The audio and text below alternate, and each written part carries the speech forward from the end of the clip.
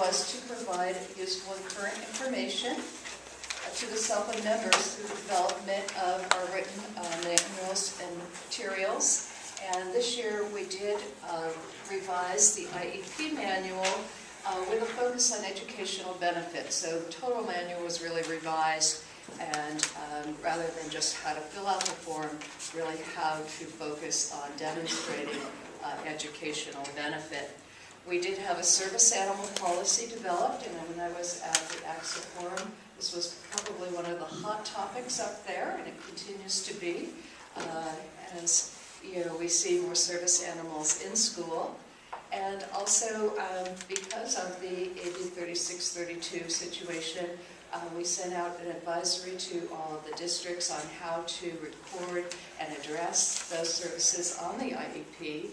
We also submitted a complaint to CDE as well as to Tom Torlipson, and I did receive notification today that the complaint was favorably determined in our favor by CDE, and DBH was required to reimburse us for all of our costs. However, if the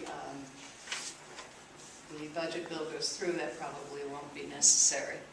Also, all the policies and procedures were updated this year.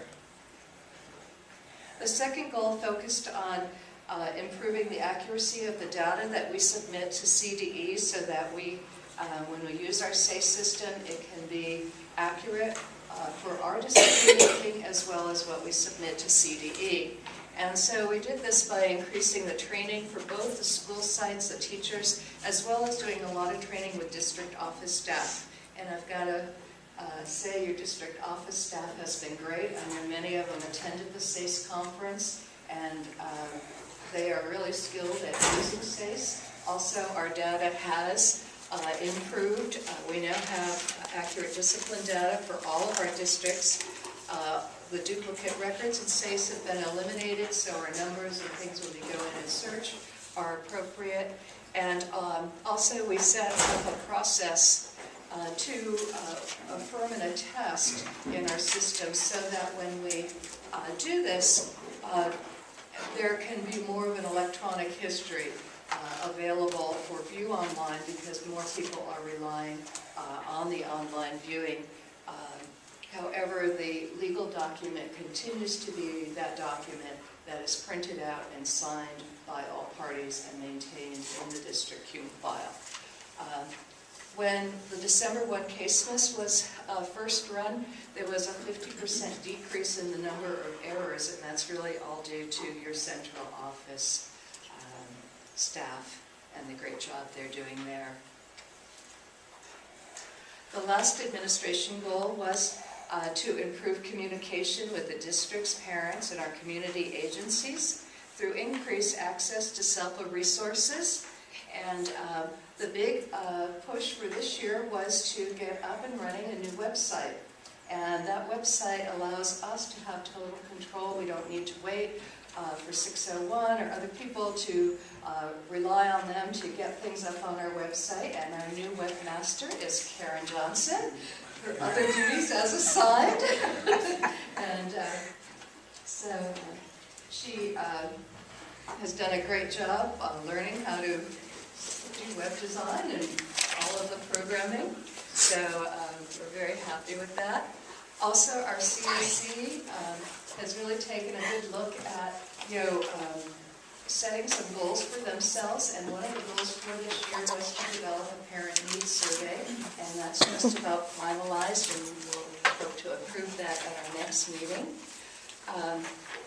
We had staff, our staff is often requested to go out and do trainings, and they presented at the Open Doors Now Autism Conference. They also conducted 2 parent trainings for Ontario Montclair School District. They were recognized by some of the local universities as experts in the area of autism, and so presented at the universities. We've also worked very diligently. The clinical counseling team and myself have worked with our community mental health providers so that we could put services in place on a rather short notice to get those things started. And as always, we've had success with our clinical parent training program as well as our parent project. And our CAC and WESELPA staff participated in the Up for Downs Buddy Walk. And I know last night Amy Foodie also presented for Up for Downs.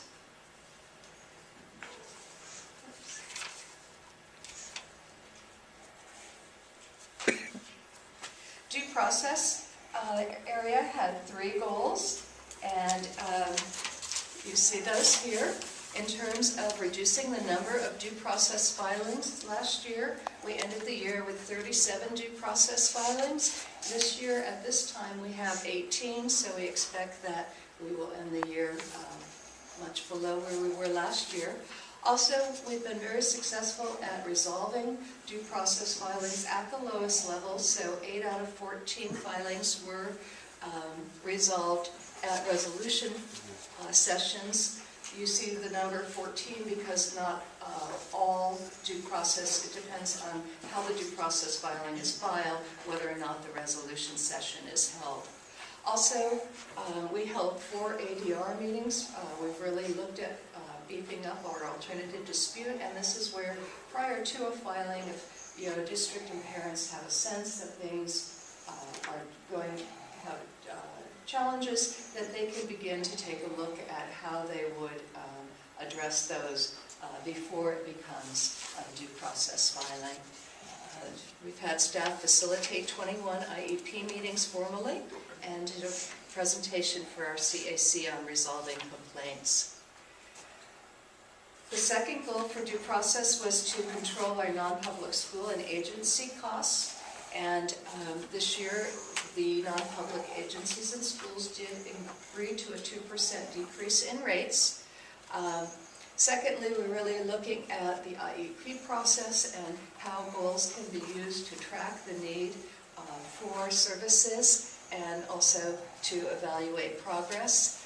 One of our program specialists in Chino has been working with an agency that they use there to be able to set up a cross-training program between the agency and district, and the agency has been able to then train district staff to take over some of the non-public agency in-class aid support. And also, some of our districts are working with a non-public school to take a look at developing classrooms that would be operated by the non-public school on their school site so that they could serve students within their district that they currently are sending to non-public school, and also has opportunities for staff development for their own staff. And as always, we review all of our invoices for consistency, and we have a great fiscal team that can really help us assess charges. Regional services is primarily our program specialists, behavior specialists, and their goals, they had 4 goals here. The first one focuses on really highlighting exemplary practices and educators. And one of the things that was done in this regard is we now have a collection of videos that really demonstrate effective positive behavior interventions and supports in the classroom. And some of these were very significantly challenging behaviors.